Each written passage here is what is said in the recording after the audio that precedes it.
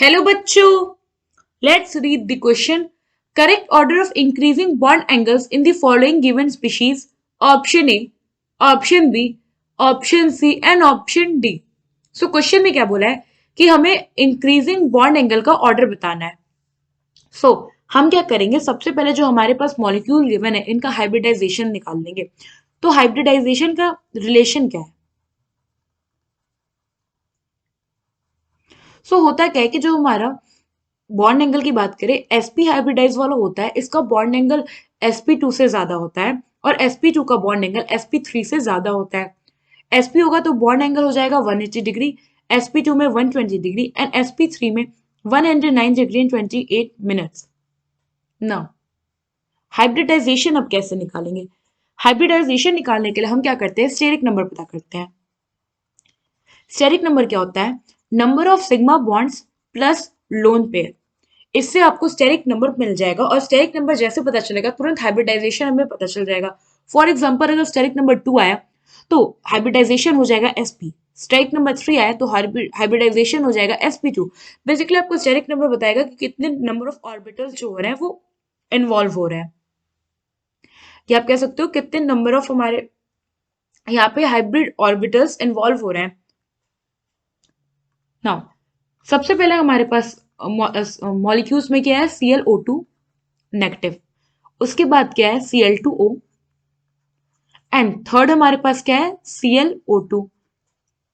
अगर हम बात करें ClO2 में, तो ClO2 के केस में जो क्लोरीन है ये हमारा है सेंट्रल एटम. क्लोरीन पे वैलेंस इलेक्ट्रॉन की बात करें तो इस पे वैलेंस इलेक्ट्रॉन होता है 7.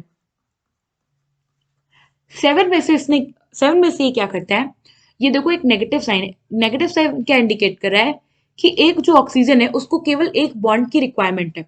तो अगर क्लोरीन क्या कर रहा है, एक ऑक्सीजन से डबल बॉन्ड कर रहा है और एक ऑक्सीजन से सिंगल बॉन्ड कर रहा है, तो इट मीन्स उसने अपने 3 इलेक्ट्रॉन बॉन्ड में इन्वॉल्व कर दिए. तो अब बचा इस पे कितने इलेक्ट्रॉन, 4 इलेक्ट्रॉन. तो जब हम इसका स्टेरिक नंबर निकालेंगे तो बॉन्ड पेयर हो जाएगा 3, सॉरी 2, क्योंकि हमें सिग्मा बॉन्ड पेयर चाहिए ना. तो 2 हो जाएगा हम पे बॉन्ड पेयर और 2 हो जाएगा लोन पेयर. स्टेरिक नंबर आया 4 और हाइब्रिडाइजेशन हो गया हमारा sp3. हाइब्रिडाइजेशन अगर sp3 है तो शेप क्या होगा, टेट्राहेड्रल. बट क्योंकि इसमें क्या है, लोन पेयर प्रेजेंट है, तो विस्पर थ्योरी कहता है कि अगर हमारे मॉलिक्यूल में 2 बॉन्ड पेयर है और 2 लोन पेयर है तो उसका जो शेप होगा वो होगा वी शेप. और अगर आप शेप देखोगे ClO2 नेगेटिव का तो ये कुछ ऐसा होगा. ये हो गया क्लोरीन, इसने ये किया डबल बॉन्ड, ये हो गया सिंगल बॉन्ड ऑक्सीजन, यहाँ पे नेगेटिव चार्ज, यहाँ पे एक डबल बॉन्ड, यहाँ सॉरी यहाँ पे एक लोन पेयर और यहाँ पे एक लोन पेयर. और अगर आप यहाँ बॉन्ड एंगल की बात करोगे तो अगर ये एग्जैक्टली क्या होता है, sp3 हाइब्रिडाइज होता मतलब कोई भी लोन पेयर नहीं होता, तो बॉन्ड एंगल हमारा होता 109 डिग्री एंड 28 मिनट्स. बट क्योंकि यहाँ पे लोन पेयर हमारा प्रेजेंट है, इस केस में जो बॉन्ड एंगल हो जाएगा वो होगा less than 109 degree and 28 minutes. और बॉन्ड एंगल क्या होगा, ओ ClO के बीच का ये जो एंगल है बेसिकली थीटा, ये थीटा क्या है, बॉन्ड एंगल, और ये इसकी वैल्यू लेस देन है 109 डिग्री एंड 28 मिनट से. नाउ सेकंड हमारे पास क्या है, Cl2O. यहाँ पे जो हमारा ऑक्सीजन है, ये ऑक्सीजन क्या है, हमारा सेंट्रल एटम है. नाउ अब हम इसका स्ट्रक्चर ड्रॉ करेंगे तो ये कुछ ऐसा होगा. पहले तो हम इस पे वैलेंस इलेक्ट्रॉन देखते हैं. ऑक्सीजन पे वैलेंस इलेक्ट्रॉन होता है 6 में से ये क्या करेगा, 2 क्लोरीन के साथ बॉन्ड बना लिया, तो बचे इस पे कितने लोन पेयर, 2 लोन पेयर बचे. तो इसका अगर हम जब स्टेरिक नंबर निकालेंगे तो इसमें क्या हो गया, 2 bond pair plus 2 lone pair, तो स्टेरिक नंबर आ गया 4 और हाइब्रिडाइजेशन हो गया sp3. ना यहाँ पे भी अगर आप देखो तो 2 बॉन्ड पेयर और 2 लोन पेयर है, तो इसका भी जो शेप होगा वो वी शेप ही होगा. और कुछ ऐसा होगा, सेंट्रल एटम हो गया हमारा ऑक्सीजन, यहाँ पे एक क्लोरीन, यहाँ पे एक क्लोरीन, यहाँ पे एक लोन पेयर और यहाँ पे एक लोन पेयर. नाउ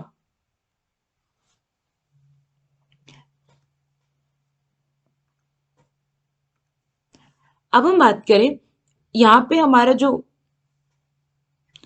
कंपाउंड है Cl2O.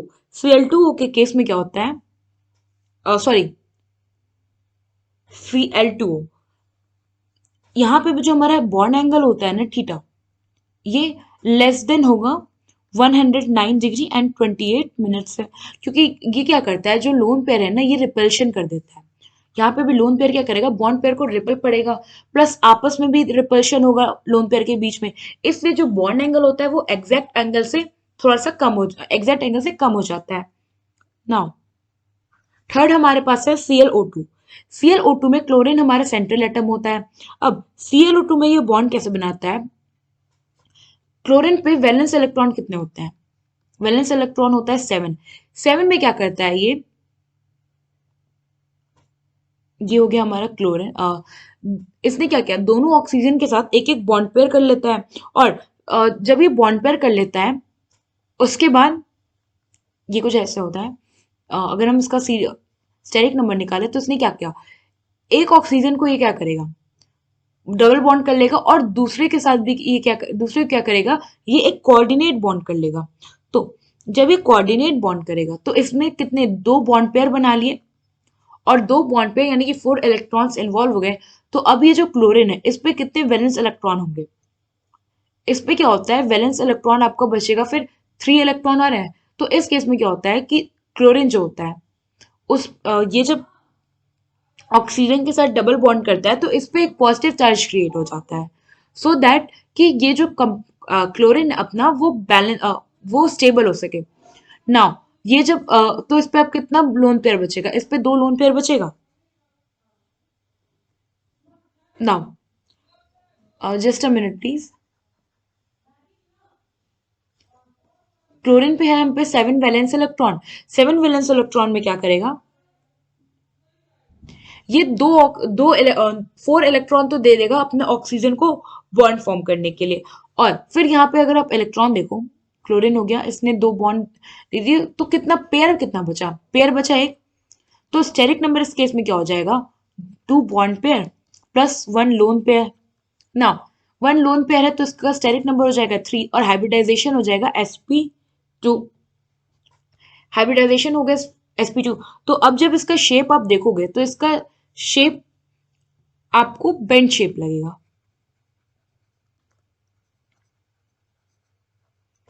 और बेंड शेप कुछ ऐसा होता है, लाइक ये हो गया हमारा सेंट्रल एटम। क्लोरीन ने क्या किया, एक डबल बॉन्ड बना लिया ऑक्सीजन से, और एक कोऑर्डिनेट बॉन्ड बना लिया एक और ऑक्सीजन से, और इस पे हो गया एक लोन पेयर। तो ये कुछ बेंड शेप्स है। और यहाँ पे जो बॉन्ड एंगल होगा इस केस में, ये बॉन्ड एंगल जो होगा ना, वो स्लाइटली, सपोज ये थीटा है, तो ये इसका जो एंगल होगा वो स्लाइटली लेस देन होगा 120 डिग्री से। क्योंकि एग्जैक्ट अगर sp2 होता है यानी कि कोई भी लोन पेयर नहीं होता तो ये 120 डिग्री होता। तो लोन पेयर क्या करता है, रिपल्शन करता है, जिससे कि क्या होता है, बॉन्ड एंगल जो होता है वो थोड़ा सा कम हो जाता है। और अगर एग्जैक्ट हम बात करें ओ ClO2 में बॉन्ड एंगल की, तो एग्जैक्ट यहाँ पे जो बॉन्ड एंगल होता है वो होता है 118 डिग्री। ना यहाँ पे हमें सबका हाइब्रिडाइजेशन पता चल गया। ClO2 वाला तो हमारा सबसे ज्यादा बॉन्ड एंगल कंटेन करेगा, क्योंकि अभी मैंने बताया कि sp2 वाला ज्यादा बॉन्ड एंगल होता है एज कंपेयर विद sp3। अब हमारे पास क्या बचा, ClO2 negative and Cl2O negative.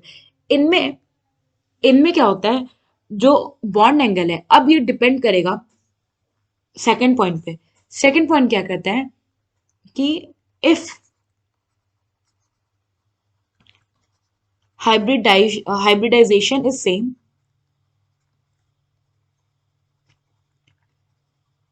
more the number of lone pair, more the number of lone pair, less the bond angle।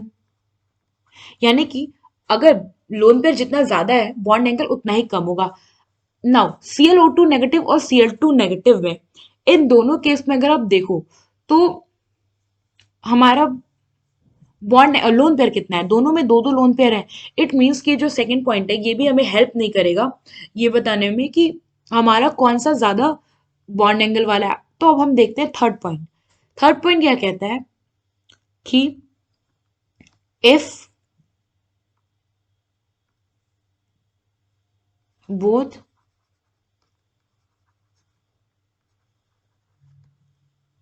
hybridization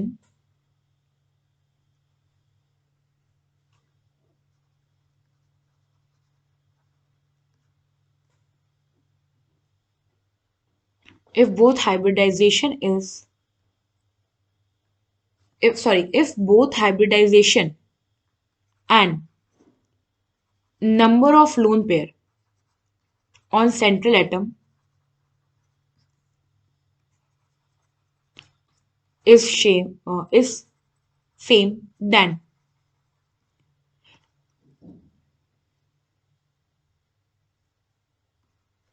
bond angle directly related with electronegativity of central atom.